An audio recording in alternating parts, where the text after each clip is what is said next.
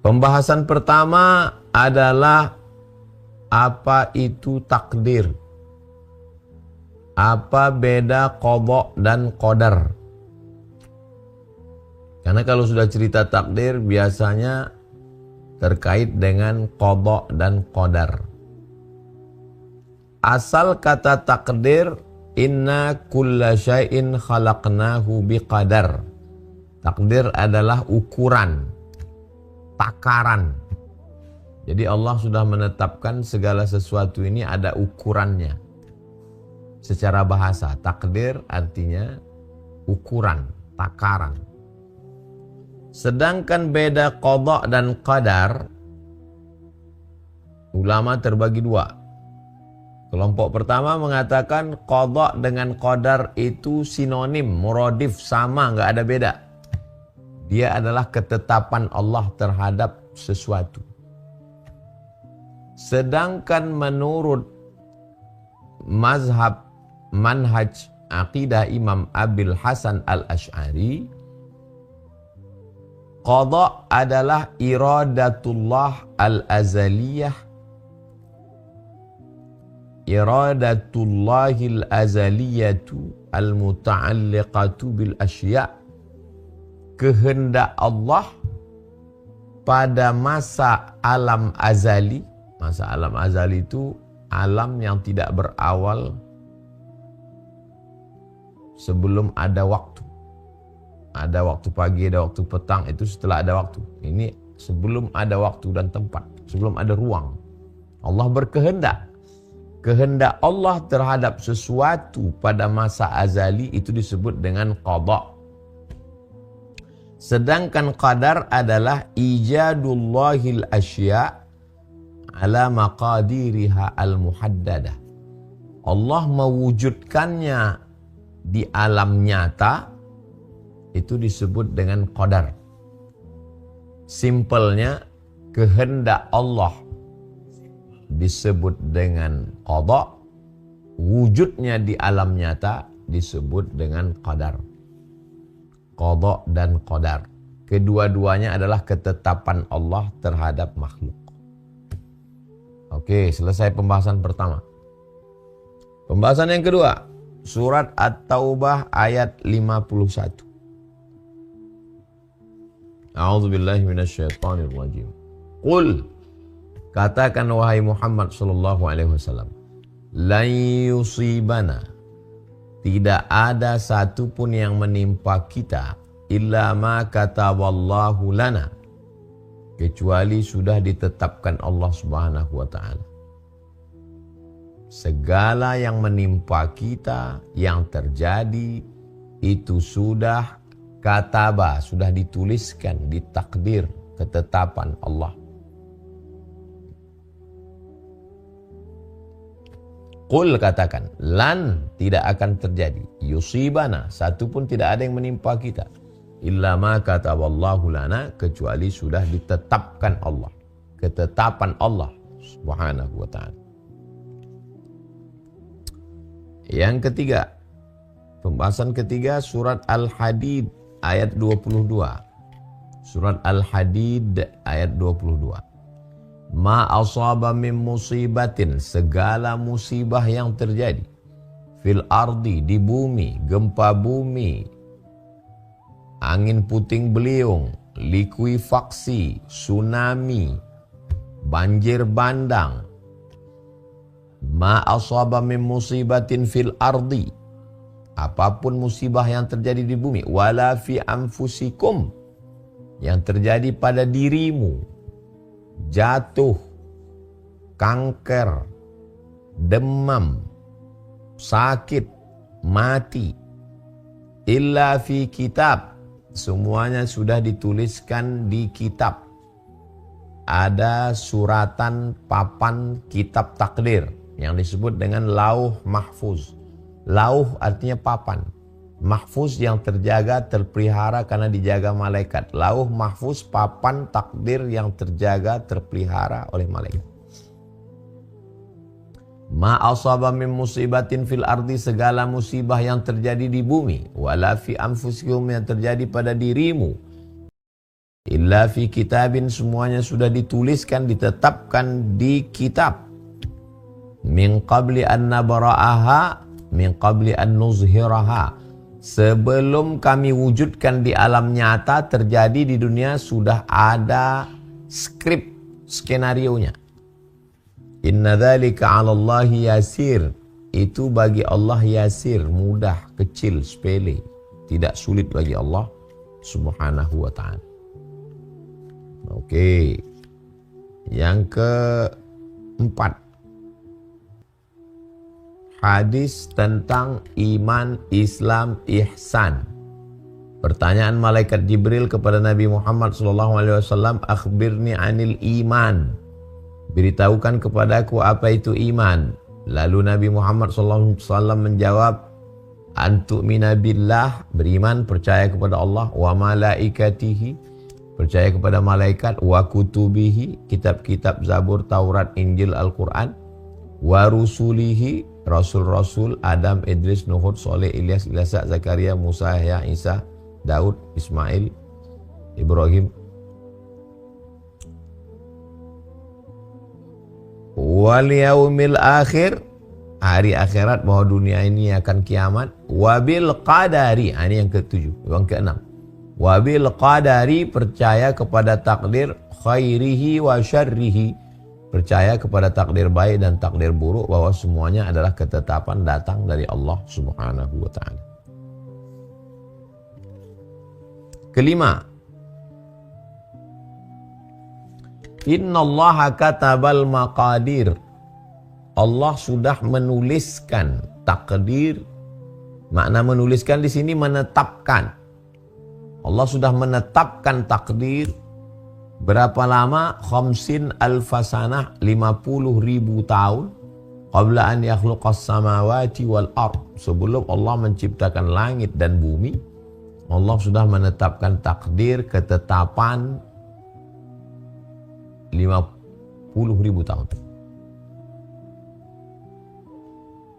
Rufi'atil aqlam, ini pena takdir, ini kertas takdir, sudah tertulis. Rufi'atil aqlam, penanya sudah diangkat.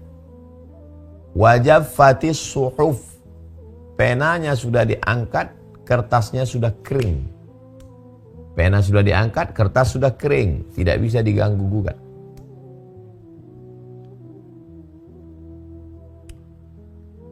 Yang keenam, pembahasan yang keenam, bahwa manusia ini terbagi kepada dua. Yang pertama musayyar, sesuatu yang memang kita sudah dijalankan. Ini manusia, dia dijalankan. Dia nggak bisa memilih, memang udah dijalankan. Nah, musayyar, dijalankan.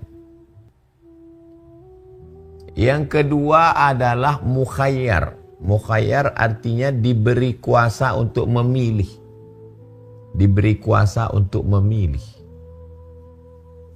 Manusia ada yang musayyar, dipilihkan, dijalankan, nggak bisa milih. Yang kedua adalah mukhayyar, dia diberi kuasa untuk bisa memilih. Saya kasih contoh. Saya mau minum air putih atau minum teh manis. Ini mukhayyar, saya bisa milih. Kalau saya mau, saya minum air putih. Kalau saya mau, saya minta teh manis. Ilham minta teh manis. Saya ada pilihan. Mukhayyar.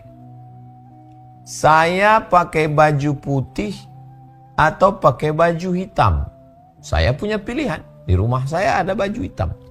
Kalau saya mau, saya pakai baju hitam. Malam ini saya pakai baju putih. Pilihan. Saya mau pakai peci merah atau saya pakai peci hitam. Pilihan. Kalau saya mau, saya pakai peci merah. Kalau saya mau, saya pakai peci hitam. Nah, ini pilihan. Yang berikutnya, poin B, yang nggak ada pilihan. Abdul Somad menjadi orang Sumatera. Ini tidak ada pilihan. Saya menjadi orang Sumatera, dilahirkan oleh ibu saya orang Sumatera, ayah saya orang Sumatera. Ini nggak pilihan. Bukan berarti Allah dulu menyuruh saya memilih. Kau mau jadi orang Sumatera, apa jadi orang Kalimantan, apa jadi orang Eropa, apa jadi orang Australia. Enggak. Ini memang nggak bisa milih. Nah, disinilah perbedaan. Kapan kita dihukum dan kapan kita tidak dihukum. Ada air Zam-Zam. Kemudian ada khamar. Maka saya dikasih telinga untuk mendengar nasihat. Innamal khamru, sesungguhnya khamar. Wal maisir, judi. Wal ansab, menyembelih binatang untuk berhala. Wal azlam, mengundi nasib. Rijsun, najis, min amali syaitan, fajtanibu, jauhi. Udah jelas disuruh jauhi. Dan sekarang saya berada di antara dua pilihan. Apakah saya tetap mau minum khamar atau minum air Zam-Zam, air putih? Saya diberi mata untuk melihat berapa banyak orang yang error, yang rusak gara-gara minum khamar. Minum air putih, air Zam-Zam, sehat. Saya diberi akal pikiran. Dengan penuh kesadaran, akal saya mencerna bahwa kalau saya minum ini saya rusak. Kalau saya minum ini saya sehat. Saya diberi Allah Subhanahu wa Ta'ala kemampuan, tenaga untuk mengambil, membuka tutupnya, masukkan ke mulut saya. Dan saya diberikan iradat, kehendak. Kalau saya hendak, saya minum. Kalau tidak hendak, saya tidak minum. Ini semua datang dari Allah. Tapi saya diberi kuasa untuk memilih. Ketika pilihan saya tepat, saya memilih minum air Zam-Zam, saya dapat pahala. Kalau pilihan saya salah, saya memilih untuk minum khamar, berarti saya dapat dosa. Di dunia saya dapat hukum, di akhirat saya dapat azab. Nah, ini pembahasan yang keenam, bahwa kita ini ada dalam beberapa hal bisa milih dan ada dalam beberapa hal kita tidak bisa memilih. Masih poin yang keenam. Ada orang dengan penuh kesadaran, dia sehat, dia tidak kurang akal, dia tidak gila, dia minum khamar. Ketika dia sudah minum khamar, dia ditanya, kenapa kau minum khamar? Kata dia, ini takdir Allah. Peristiwa ini terjadi pada masa Umar ibn al-Khattab. Kata Sayyidina Umar ibn al-Khattab, hukum dia 2 kali. Hukuman pertama, hukuman minum khamar. Hukum yang kedua, bicara takdir tanpa ilmu. Karena dia sudah diberikan telinga, diberikan mata, diberikan hati, diberikan pikiran, diberikan hati untuk memilih. Kenapa memilih yang haram? Maka kita disuruh Allah memilih. Innalladzina amanu wa amilus salihati, orang yang beriman dan beramal soleh, ulaika ashabul jannah, tempatnya surga. Walladzina kafaru wa kadzabu bi ayatina, orang yang kafir dusta ayat kami, ulaika ashabun nar, mereka penghuni neraka jahanam. Maka dia masuk neraka. Pentingnya kita menyadari kapan kita bisa memilih dan kapan kita tidak bisa memilih. Bawa motor, ada kuncinya. Sampai ke tempat tujuan, masjid, ngaji, surau, langgar, musola, motornya dikunci. Stangnya dikunci. Ada rantai besi untuk mengikat ban belakang. Ban depan dikasih gembok. Itu pilihan.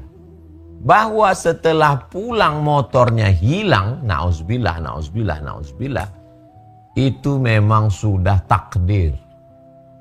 Sudah ketetapan Allah SWT. Kita nggak bisa milih. Ngunci itu pilihan. Masang rantai besi itu pilihan. Menggembok itu pilihan. Tapi setelah berusaha bahwa dia lenyap, itu sudah bukan pilihan. Oke? Paham? 6. Setelah kita paham, lalu proses yang kita lewati menjalani hidup ini adalah yang pertama ikhtiar. Kalau bahasa akidah ahli sunnah wal jamaah namanya al-kasbu wal ikhtiar, usaha. Setelah kita berikhtiar, lalu kita berdoa. Ambil benih padi, ambil benih jagung, cangkol tanahnya, letakkan bibitnya, ikhtiar.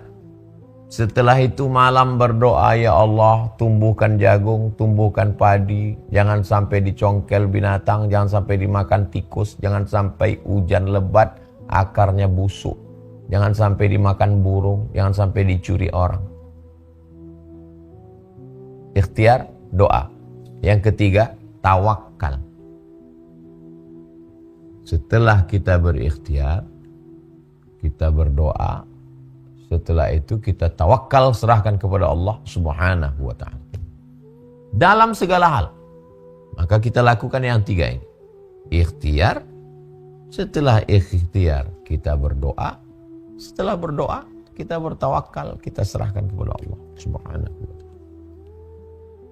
Yang ketujuh, pembahasan yang ketujuh adalah setelah kita berikhtiar, kita berusaha, kita berdoa, kita tawakal kepada Allah. Ternyata yang terjadi tidak sesuai dengan rencana kita. Ini baru masuk ke judul. Ketika takdir tidak sesuai dengan harapan. Bagaimana sikap kita? Sikap kita yang ketujuh adalah sabar. Sabar itu diambil dari nama tanaman. Tanamannya namanya sabar. Sabar, dari kata sabar. Sabar itu apa Pak Ustadz? Ini saya tulis sabar. Tulis sabar di Google. Habis itu pilih image gambar. Ini dia sabar.